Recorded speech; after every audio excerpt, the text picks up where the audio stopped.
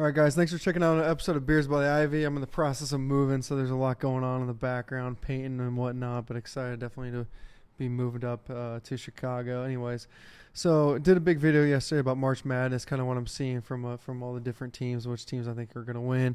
At the very end, I started talking about NFL draft again, and that's kind of my bread and butter of this channel is football analysis, mainly college football, breaking down tape and predicting who's going to win based on film study, and then also my passion for Chicago Cubs Beers by the Ivy. I got to do a quick plug here. Sorry, I apologize about this. But, yeah, I sell my hats. Please subscribe to. Please support the channel. We've been getting our ass kicked in the month of February with essentially no views, but we were kicking ass during the college football playoff where I didn't miss a single pick the entire run of college football, of the college football playoff. So, excited to get into the draft analysis. So, I already did a video on Jackson Dart, just breaking down his tape. I was doing some grading on the different quarterbacks, and I figured I might as well do that one live, so I recorded that. You can check it on the channel. But then it just dawned upon me yesterday when I was recording that video. I was like, Jackson Dart should be a Steeler. He is a Steelers quarterback through and through. And I'm going to talk about that on today's video. I want to break down kind of what is he good at, what is he not good at based on my tape. I want to start with personality. I think he has the personality of a Steelers quarterback. He's a little bit like cool guy, like I'm too cool for school kind of vibe. But he's also got like the linebacker football player in him. I mean, he's like running people over in, college football. And I think he played like linebacker even in high school football, if I remember that right. And so I think he has the moxie to be the Steelers quarterback, especially with Mike Tomlin being, number one, a great coach. Okay, a lot of people give him slack, but great coach. And number two, a defensive coach. And number three, a tough defensive coach. You need that tough quarterback. And unfortunately, since Roethlisberger's prime, they haven't had that. Right? And I like Justin Fields. I'm an Ohio State guy. But I'm telling you right now, you go out and draft a young kid, you want a kid with a little bit of moxie. You want a kid with a little bit of linebacker play if you're a Steelers fan, if you're a Steelers nation. And this kid, Jackson Dart, has that. Second thing Jackson Dart has, cannon arm. And it just flies off his hands. I mean, it is like zoop, zap. I mean, it goes, and it goes. And it's so easy. I mean, on the combine, I love the combine. But on the combine, I'm watching the ball, and he's just like effortlessly throwing. He's not even breathing when he throws. I mean, it's just like, boom, boom, boom. And that's exactly what you need to be if you're going to be the Steelers quarterback in that weather, in that division. And I still think the toughest division in football, not like in terms of like the teams like talent. I'm talking about like it's a tough-ass division. They play real-time football. What is that, the AFC North? Yeah, real-time football. Ravens, one of the toughest teams. Steelers, one of the toughest teams. Bengals, laughingstock for years, had a decent team with Carson Palmer.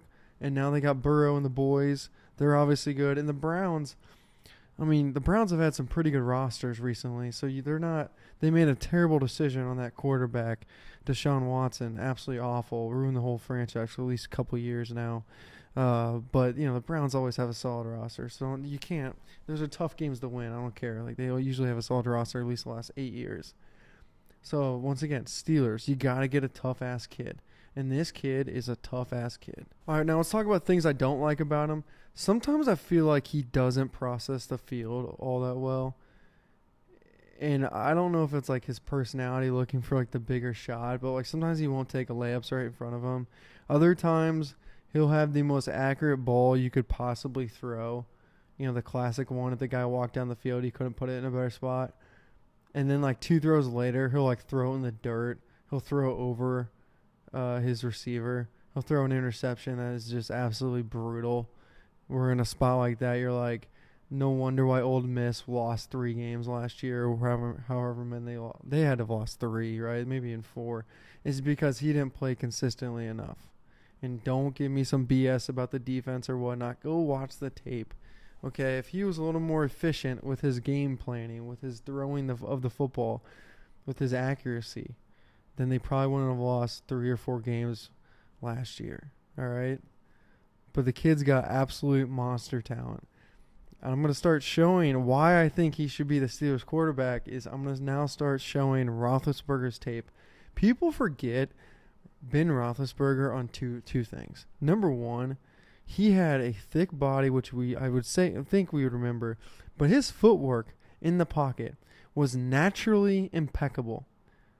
And I'm going to use the word naturally impeccable. Okay, one thing I think is the same with Jackson Dart and Ben Roethlisberger is I don't see these guys as like Peyton Manning, Tom Brady workaholics.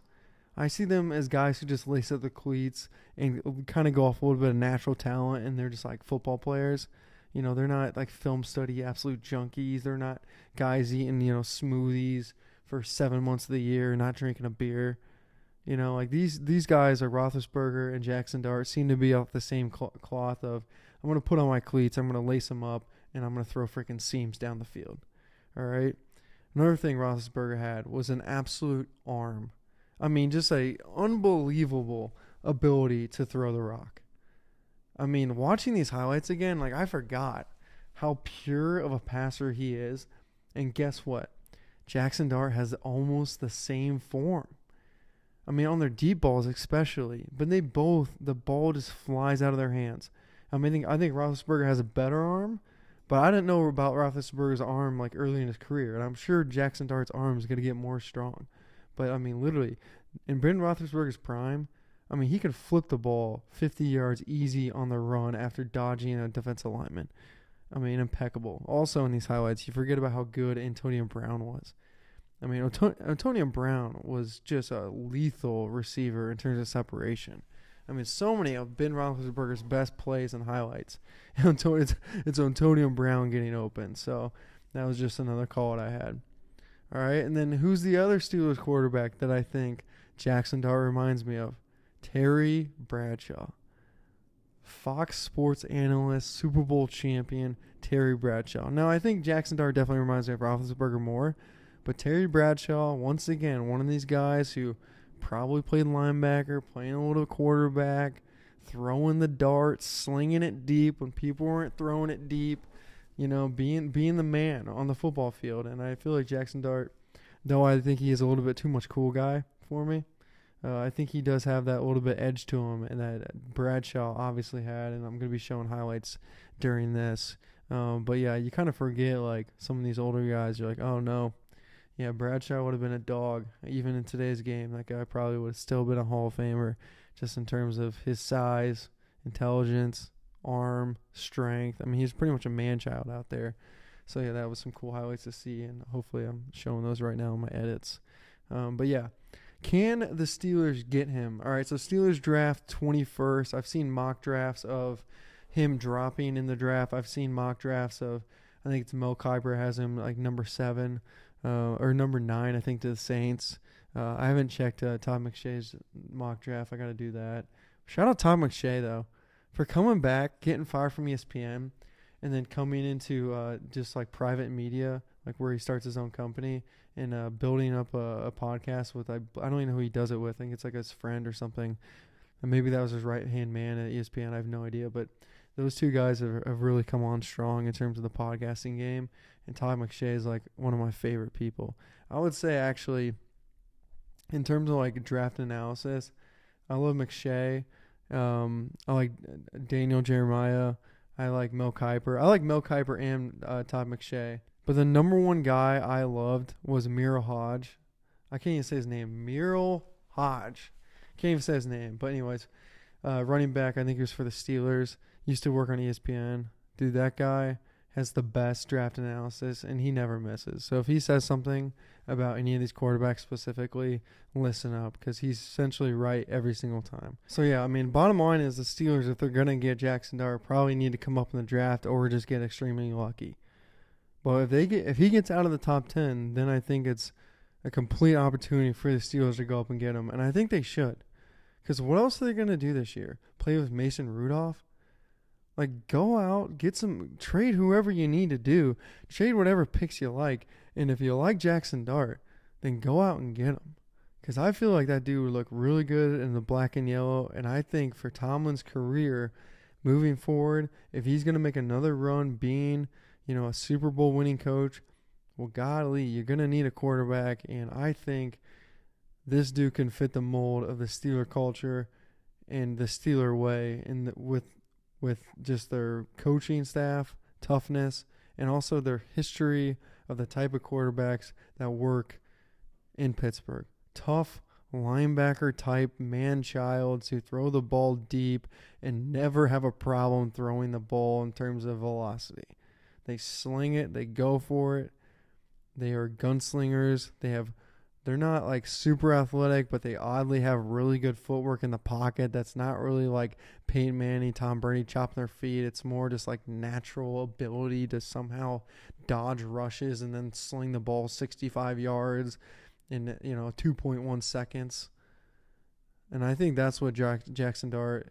I mean, that's like the top for me in Jackson Dart. The bottom is he's too cool, doesn't work hard enough, and is just cannot throw the ball accurate enough consistently and read coverages correctly consistently to make it in the National Football League. So then he starts for a couple years like Will Levis and then rides the bench for a couple years and then he's out of the league. That would be the bottom. The top is a like career of Ben Roethlisberger. So, but that's with every player that ever comes out of the draft. There's nothing like that's literally every quarterback ever. Either you're going to make it or you're not. I mean, I guess you could say like Andrew Luck was obviously going to either be a Hall of Famer or at least like an everyday starter in the league.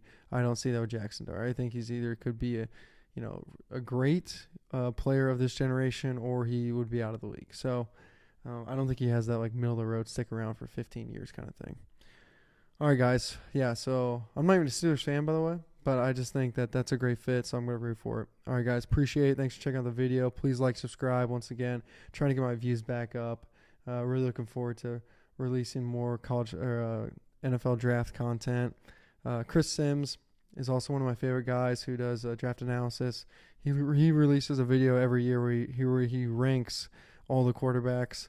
That is my top 3 favorite videos every single year. So I'm going to do a live watch where I'm watching it for the first time online and essentially giving commentary. So that video is going to come out this week as well. And looking forward to that. All right, guys. Appreciate the time. Talk soon.